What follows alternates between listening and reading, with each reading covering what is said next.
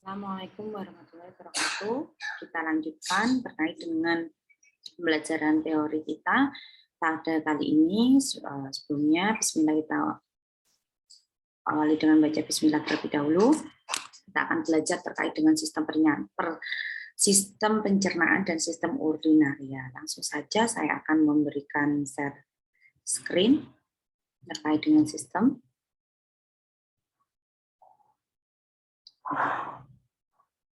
Nah, sebelumnya kita berdoa dulu.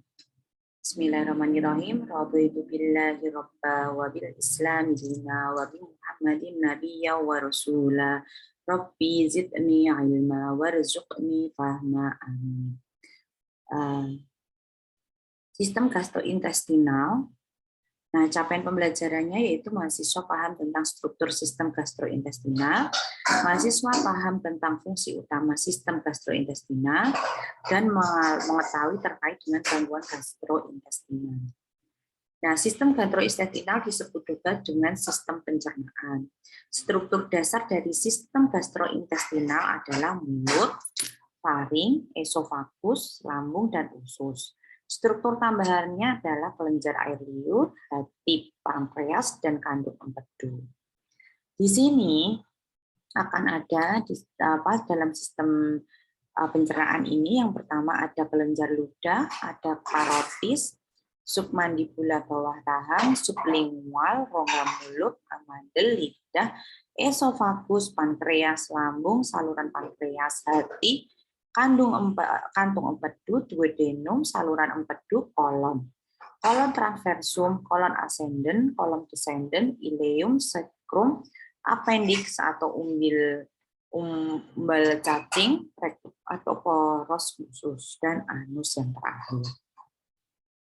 Pencernaan sendiri ada dua macam, pencernaan kimia yaitu proses pencernaan yang dibantu oleh enzim, pencernaan mekanik yaitu proses pencernaan yang dibantu oleh gerakan.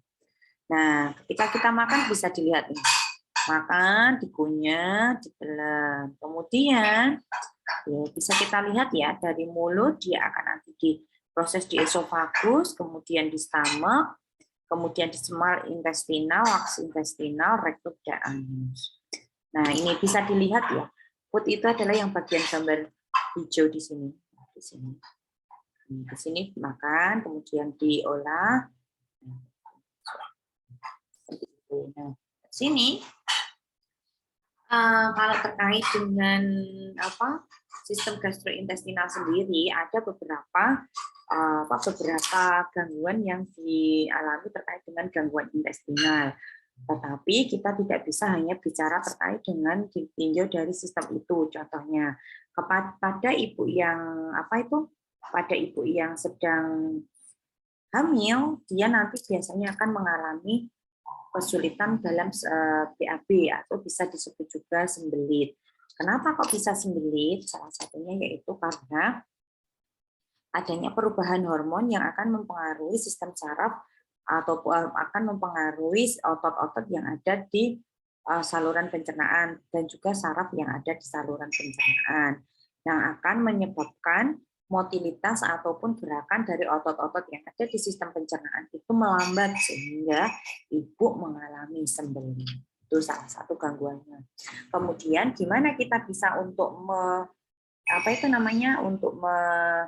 mengatasinya? Salah satunya yaitu dengan melakukan aktivitas ataupun olahraga yang ringan, yang kedua banyak minum, yang ketiga menganjurkan ibu untuk banyak makan yang berserat. Seperti itu. Nah, mungkin terkait dengan sistem pencernaan saya tidak terlalu banyak ya. Nanti bisa kita diskusikan. Kemudian ini maaf, salah. Kita lanjutkan ya di sistem urinaria. Nah, sistem urinaria itu ini yang berpengaruh penting adalah ginjal dalam memelihara homeostasis. Jadi ginjal itu sangat berperan dalam memelihara keseimbangan cairan dalam tubuh. Terkait dengan homeostasis dan hemodinamis mungkin sudah dibicarakan oleh Bu Elida.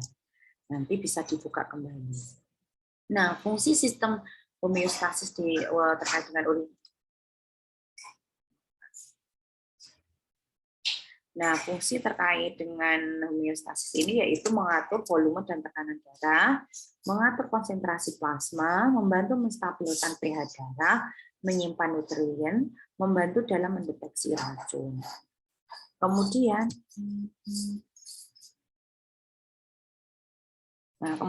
proses pembentukan urin sendiri ada beberapa proses, yaitu proses filtrasi di glomerulus, kemudian cairan bebas dari protein. Kemudian nanti akan ada proses absorpsi. Yang sudah bebas protein itu ada di obligator reabsorpsi yang akan diserap. Kemudian penyerapan kembali glukosa, nutrium, klorida, fosfat, dan ion karbon berada di tubulus. Kemudian proses sekresi, yaitu mengeluarkan hasil-hasil yang sudah tidak diperlukan oleh tubuh dan dibuang dalam bentuk cairan. Nah, sistem urinaria ini juga dipengaruhi oleh hormon. Hormon yang berpengaruh dalam sistem urinaria yaitu hormon renin, yaitu terkait dengan mengatur tekanan darah, hormon eritropoiesis, membentuk sel darah merah, hormon dihidroksikolekasiferol, membentuk vitamin D aktif yang digunakan untuk absorpsi ion kalsium dalam usus. Nah, kemudian sistem renal sendiri ada beberapa bagian yang kita akan bicarakan, yaitu ginjal, ureter, kandung kemih, uretra. Di sini ada ureter. Ureter itu bagian yang dari ginjal ke kandung kemih. Sedangkan yang di uretra yaitu untuk yang menyalurkan dari kandung kemih ke luar. Nah, gangguan dalam gastrointestinal ini biasanya yaitu adanya batu ginjal. Nah, kita akan menghubungkan terkait dengan kenapa sih, bagaimana sih batu ginjal itu bisa terjadi. Nah, batu ginjal itu bisa terjadi salah satunya karena tidak ada karena adanya endapan yang ada di saluran ginjal. Nah, kalau kita hubungkan terkait dengan agama kita bahwa Nabi Muhammad SAW itu melarang minum sambil berdiri. Nah, di sini ada kaitannya dengan kesehatan. Nah, kita akan melihat terkait dengan video ya. Video yang bisa kita lihat di YouTube. Sebentar ya.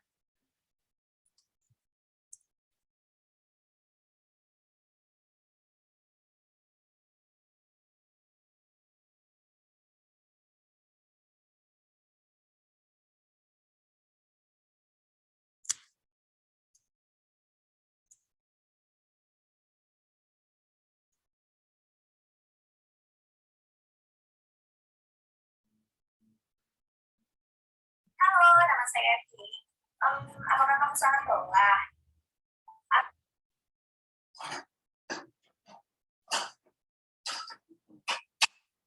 Lihat di sini. Atau bahkan tergila-gila karena kamu sudah. Dari segi kesehatan, air yang masuk dengan cara duduk akan disaring oleh sphincter. Sphincter adalah suatu struktur muskuler berotot yang bisa membuka sehingga air kemih bisa lewat dan menutup. Sphincter adalah suatu struktur muskuler berotot yang bisa membuka sehingga air kemih bisa lewat dan menutup. Setiap air yang kita minum akan disalurkan pada pos-pos penyaringan yang berada di ginjal. Nah, jika kita minum sambil berdiri, air yang kita minum akan lewat tanpa disaring lagi dan langsung menuju kandung kemih. Ketika hal itu terjadi, maka terjadi pengendapan di saluran ureter. Akibatnya banyak limbah-limbah yang menyisa di ureter. Inilah yang bisa menyebabkan penyakit kristal ginjal, salah satu penyakit ginjal yang berbahaya.